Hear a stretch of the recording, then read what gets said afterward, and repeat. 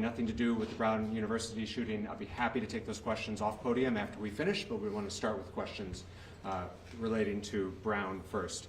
Joined by Colonel Oscar Perez and Commander Tim O'Hara.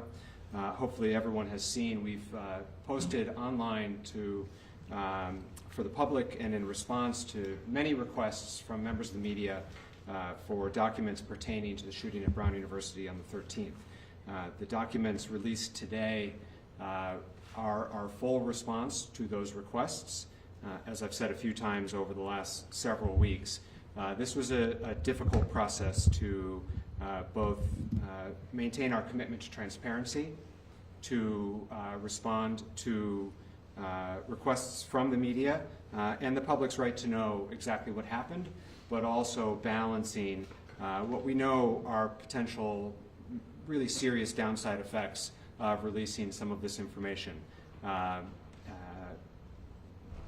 video that was released and which you notice is heavily redacted, both is within the allowances of the access to public records right, but also tries to strike a balance to not further traumatize the victims, the families of the victims, the greater Brown community, and the greater Providence community. So we've tried to find that balance to both be transparent, but be sensitive to the effect that video, audio, and written documents will have on a wound that is still very fresh in this community. Otherwise, there are no formal remarks this morning. We're happy to take questions. Alex? Yes, on the video, you could see police encountering someone in the building. Just want to get kind of some clarity on who that person was and how they determined that they were not connected to the shooting. Yeah, definitely. So as you also on the video was an immediate response, a rapid response. Obviously, there was officers throughout the building, and they ended up encountering this person who was a maintenance employee at Brown. As you can hear, also the lieutenant, who was the commanding officer, responding to the same location. Once they ruled out that he was not who we were trying to locate, he was released. When exactly did police respond? So like in the report that was released today, it said 4:06. Mr. Mayor, you said in a letter last month it was 4:13. I think the report mentions that the shooter left the building at 4:03. The video that was provided today, the timestamp starts at 4:16. Can you provide a timeline? Sure. Yes. So the call was dispatched at 4:06. That's when the call was dispatched. Our officers hear the call and they immediately respond. They're coming from all over the city. By the time they get there, obviously within 10 minutes, they were at the Barris and Holly building. As you saw and you mentioned, it was at 4:13. So we were there on scene at 4:13. And that's when our commanding officers, our tactical team, our rifle team, our patrol officers were all on scene at that point. So the video released today was from, what, the first officer from Providence Police on scene, or? That video that was released today was from the commanding officer, Lieutenant Patrick Potter, who's also the commanding officer of the Special Response Unit, who was also the person who took charge of that call on scene. So are there, I'm assuming then there must have been officers from Providence Police on scene before him, and if so, are there videos from those officers? Will those be released if there are? There won't be. So what we gave you was the most, the video that has the most comprehensive response at this incident. How can that apply to the Public Records Act if we know that there are other public videos out there? Obviously, when you see the video from Lieutenant Potter, there are many officers there. And over the course of that afternoon and evening, there were lots of officers there. What we tried to do was provide the most comprehensive view of the scene at the initial response. Lieutenant Potter's body cam provides exactly that. He's the one moving around the scene, coordinating with other law enforcement officers, not just Providence Police. You obviously see Rhode Island State Police and Brown public safety officials. This video allows us to show the most complete picture. And while, of course, trying to continue to strike that balance. All of the redactions you see, both either audio redactions or video redactions, the black boxes that you can see, are doing everything that is allowed under public records requests to maintain the privacy of personal information, to ensure that we're not disclosing anyone's identity, or to protect the circumstances around the victims. And so you don't see any students, you don't see any evidence of a violent crime, which is allowed for under the Rhode Island Access to Public Records Act. The other officers that you see are interacting with Lieutenant Potter, and so it's his singular body cam which provides that most complete full view, which is why that's the video that has been released. The only new video released today is of the body camera footage. There's no new surveillance footage, in particular for the building. Is that, did Brown not release that to the city, or is this confirmation there actually is none inside the building or outside? So, as was said many times throughout the process, and particularly the week during the investigation, Brown shared all the video with Providence Police that they had. Brown has withheld nothing from us. They were great partners through the investigation, were fully cooperative, and we were able to bring this to conclusion because of their full cooperation. There's nothing that's been withheld.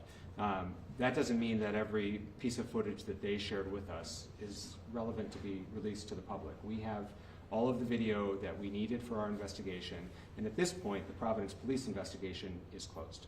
Who makes that call as far as, and I understand the balance, but is it you, is it the colonel, is it a panel, how does this decide? Which call? As far as what videos, like the surveillance video not being released, it was deemed it wasn't helpful to release it. Who makes that call? So in consultation with the City of Providence's law department, they help us interpret and understand what the allowances are for redaction or withholding under Rhode Island's Access to Public Records Act, and so the Providence Police Department and the Providence Law Department make that determination together.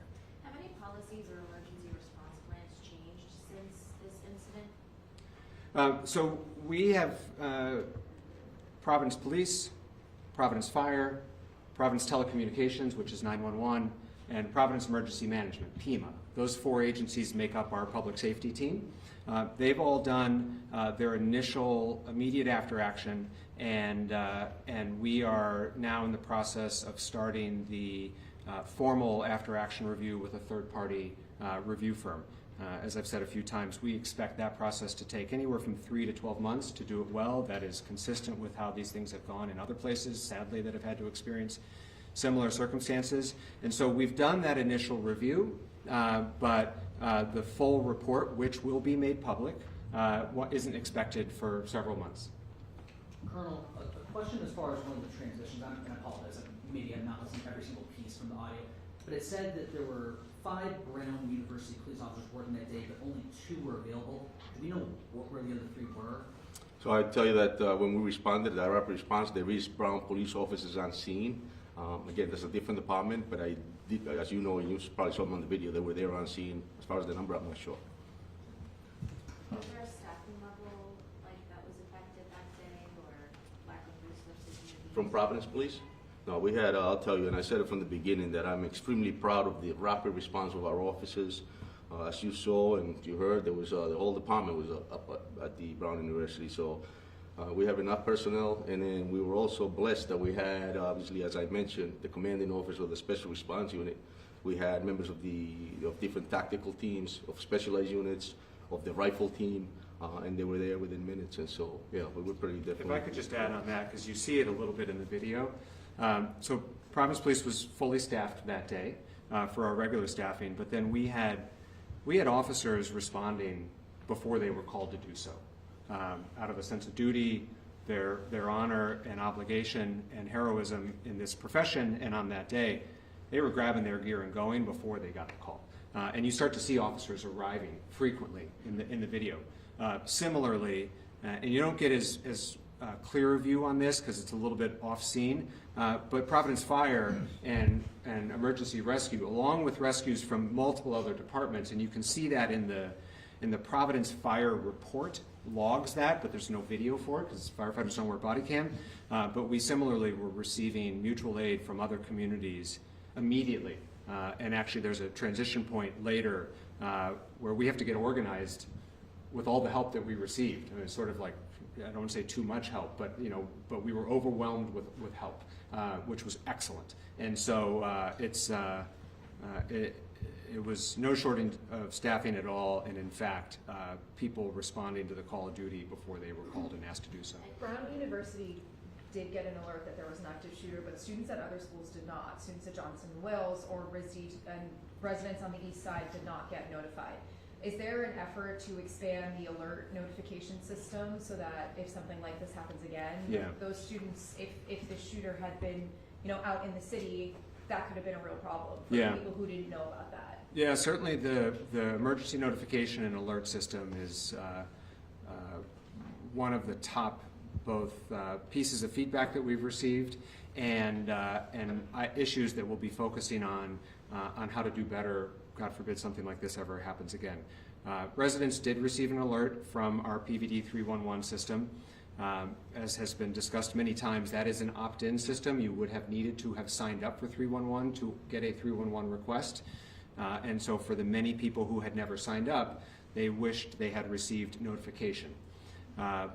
The Rhode Island, not Providence, the Rhode Island Department of Emergency Management has an emergency messaging system that they do things like Amber Alerts and hurricane warnings.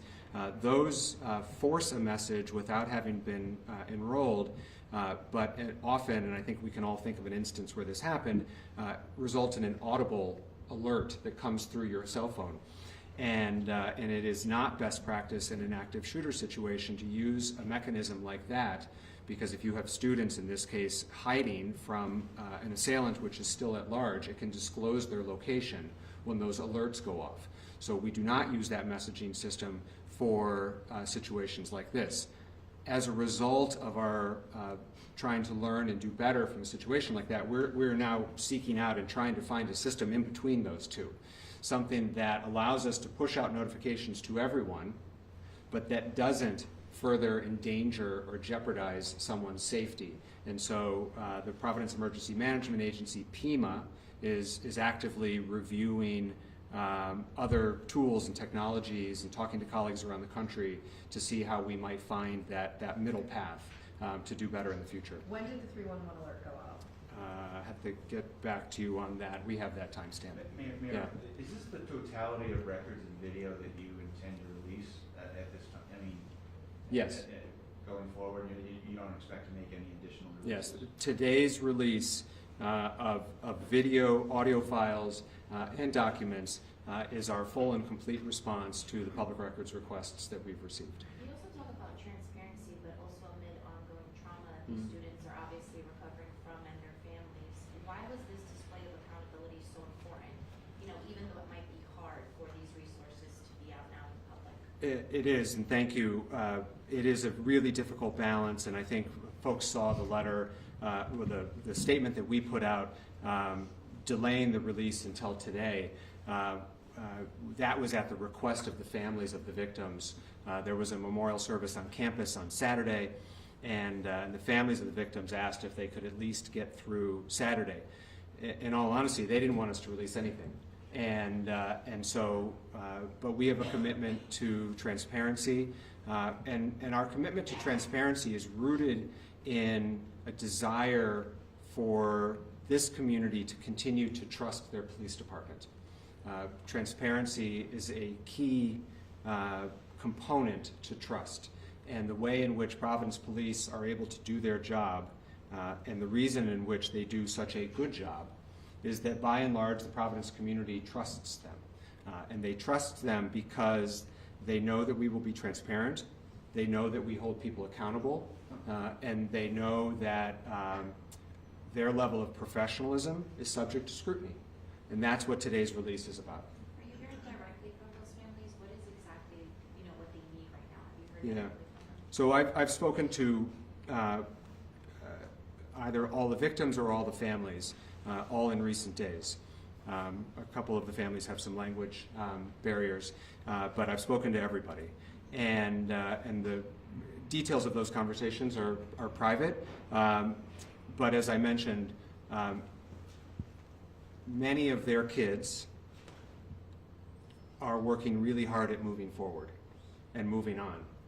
And releases like today, they fear, will make it harder to move forward, but rather will take them back, which is why I can't say to a person, but many of them expressed a desire that nothing get released. I explained both our obligations legally under APRA and what we believe is our obligation for transparency to the community and our attempt to try to strike that right balance, to meet our legal obligations, to find the right balance. But the parents that I've spoken with have some pretty incredible kids who are remarkably strong and resilient and trying to move forward. They're going to class, they're taking tests, they're competing in sports, they're being college kids, which is what we want them to be. Mayor, how many videos are not going to be released? The video that we released today is the video that we are releasing. Right, you're talking a lot about transparency and just saying, trust us, we know. But if the public doesn't know how many videos are out there, I guess I'm trying to say, like, you're just basically saying, just trust us, we are doing this in the act of transparency. As I have continued to say, this is about both meeting our legal obligation and striking the right balance for the health and well-being of this community. We believe we have done that. We have offered the most complete and comprehensive video of all of the videos there, the commanding officer on scene who's moving around, clearly showing the full scope of that initial response, and that is consistent with our legal obligation, and we think honors the request of the families while also providing some information. As you can tell from the video today, there's nothing in that video that further explains or advances anyone's understanding to what I think is actually the big remaining question, which is, why did this happen? Why did this person do this? None of those videos are going to answer that question. None of them. We've seen what the FBI has released from the storage unit in New Hampshire, and if there's one big outstanding question, it's, why did these poor kids get targeted by someone? None of the camera footage will answer that question. And in fact, those questions may never be answered. And so the video that we've released shows the full scope because of whose camera it was, and we believe is the best video to release. Did the families get to watch any portion of the video that was not released, and did they watch the video that was released? The families or students, again, because there were a couple parents, saw the video that was released. They've not seen any other videos, and I'm not sure they wanted to even see that video, but they felt it was responsible to see it in advance of the public seeing it. Did they shape what was released eventually? Did they have any? No. No, the decision on what to release was made by the city law department in consultation with the city of Providence's police department. Do you have an update on the investigation? Is there any forward progress on understanding the motive, why this building was targeted, why these kids were targeted, anything on that? The Providence investigation is complete. Any additional details on the investigation from the FBI have to be directed to the FBI. When did that investigation close? Was it today? So the investigation closed just obviously when we got the stuff back from the FBI, but as the mayor just stated, our investigation is completed at this point. If there's anything else that the FBI wants to notify us, or if they find anything else that they extract from any social media or any digital items that they may have, they will be notified. We're in communication with the FBI. So you're not reaching out to try to get any specific answers on motive or anything? It's not about the Providence investigation. So it's not about reaching out. We're in communication. We're in collaboration with the FBI. That conversation happens all the time. And so if anything new comes up, they're definitely going to notify us. Is there any video that shows the shooter getting away at that 403 mark? Any video that Like you mentioned that you mean there's from any body worn moments. cam? What video are you Either. specific? No, there's no videos that shows them at that 403 mark. I- Other than the Any video, other and then video other than the about video that you also from a dash camera from one of the transportation vans from Brown. In the video that was released today, you were talking a little bit earlier about, you know, what you can show and what you can't show under the law. I was just curious, like more specifically, what was redacted in the video? You know, there's a lot of audio redactions, and then there's big sections that are blacked out. Are the blacked out scenes when the lieutenant entered the auditorium?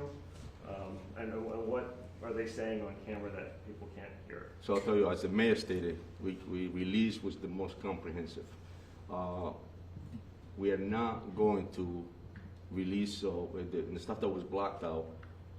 It's to ensure that we don't re-victimize anybody. There's That was the crime scene. Correct. Scene. Correct. There's no purpose, and I don't think for any one of us in this room to re-victimize anybody, to see something that is going to cause more trauma to those victims at Brown. And so, as to your question, the stuff that we blocked out is to make sure that we protect the privacy of those victims. Okay. I wonder if you could describe the efficacy of the real-time crime center. Clearly, this was the first significant event, if you will, since its inauguration earlier that year. And are any of the information collated or collected by that crime center part of the release today? Yeah, so I'll let the Colonel expand on the usefulness of the real-time crime center, but just note for those who've seen the video, you can hear on the footage, Lieutenant Potter saying, you know, effectively, stand up, turn on the real-time crime center, and see what videos Brown has. You hear them respond that they're doing both of those things, and in the days that followed, and there's been some reports on this, that really became the nerve center of the full investigation. So both of the initial response, but then a central collaborative place, particularly in a circumstance which is unique for us here in Providence, where there were so many other partners. You know, the opportunities for misunderstanding, misinterpretation, failure to share a vital piece of information when there's that many chefs in the kitchen, that can happen. The Real-Time Crime Center helped us prevent that from happening, and that it became the central hub of the investigation, of the information sharing, of the exploration of leads, of making sure that you don't get tunnel vision by multiple different people having to be able to look at a thing and draw their own conclusions, so that there wasn't sort of a groupthink mentality. So that opened in July, and we're very grateful that it was in place in time for December 13th. I think the mayor covered everything as far as what the real-time crime center offers, specifically on that day. But I'll tell you that the mayor just stated it became that central hub for us, where we conducted debriefings, meetings, download videos, where different entities from the federal agencies had space to work on, as well as our own Providence police detectives. And I'm glad with that. It was an operation to give us that room and that space, and it was definitely helpful, and it continues to be essentially helpful when we're trying to come up with evidence or videos, especially when crime is committed in the city. So. Mayor, just trying to clarify. Yeah. Providence Police investigation's closed. When you asked earlier about the full report, were you referring to the FBI as they'll be released in a couple months? Is that what you were saying? No, we've made a commitment to third-party review, sort of an after-action review with an assessment of the Providence's full public safety apparatus's response. We're going to hire an expert, but a third-party expert, to do an after-action report for our response, to both give us an opportunity to have a third party give fresh eyes to see how we could have done better, but then also to advance our continued commitment to transparency, that it's not just Providence Police telling you what happened, but that someone else would come in and take a look at our response and then share that with the community. So Brown is committed to doing the same. We'll be hiring separate consultants, and that's what I was referring to earlier. Could more video potentially be released during that? This is our full response to the public records request and all of the documents that we plan on releasing. Can we go back to the Sorry. emergency notification system Yes. for a moment? Is it correct to say that the emergency notification systems remain unlinked and they remain unchanged from what happened, like, you have not changed that policy, you haven't changed the systems are still unlinked, and people still have to sign up independently for 311 alerts? Yeah, I don't know what you mean by unlinked, but Like, the Johnson and Wales is not connected to RISD, is not connected to Brown, and you still have to sign up individually as an individual for a Got it. 311 alert. So for the city of Providence, yes, you still have to sign up for 311 alerts. That is the nature of the system, and it's also, in the absence of an event like this, actually what our constituents would want. 3 months ago, we would have been criticized for sending an alert to someone who said, I never signed up to get these. And it is a system that is typically used for things like a day trash delay, or a parking ban, or the rec centers will be open late because it's a high heat day. This is how we usually use that system. It's not designed for mass shooter event. And so that system remains in place. The various institutions in Providence, the 4 private colleges, the hospitals, I'm not sure, but I assume several large employers, they all have their own notification systems. And those are their systems with their rules, their timing, their decision on when to send a notification out. And then Rhode Island Emergency Management and Providence Emergency Management, as I said, are looking now for a new, better system that does not require an opt-in. That is not in place yet, but the work is underway to find the best right solution to that dilemma. Please. Colonel, when was the last time the FBI briefed you on the case? Was it recent? The last time it was when we just pressed the call in to see if there was any updates. At this point, no updates. Last month? About 2 weeks ago or so. Can you describe any ways of what the initial response was? I mean, I know that you have that one video, but could you talk a little bit about what officers were seeing when they first got to the building? Yeah, I'm sorry, again today. Can you talk a little bit about what the videos show in that initial, like the first officers to the scene? The first officers, the one that we release, or No, the ones that you're not releasing. the ones we're not releasing. I think it's just outstanding police work. When we respond to an active shooter threat, I'll tell you that it's and this video that we released shows that. But beyond that, it shows the rapid response. It shows how officers are trying to find an individual to neutralize them. It shows how officers are trying to find victims, rescue them, take them to get the medical attention that they need. And so it shows an extremely outstanding response. I don't think our officers understand that we're not here and we're going to put this uniform on for accolades. But it shows the outstanding rapid response and how important to them was to save lives. That's what it shows. Right. I'm going to wrap up the Brown University portion. I understand some people have some non-Brown related questions that I'll take over here. I also know a couple people were late. If you'd like to grab the Colonel, you can feel free to do so on Brown. Okay?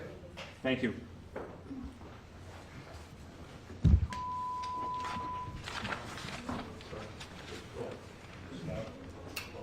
Hey, Pat.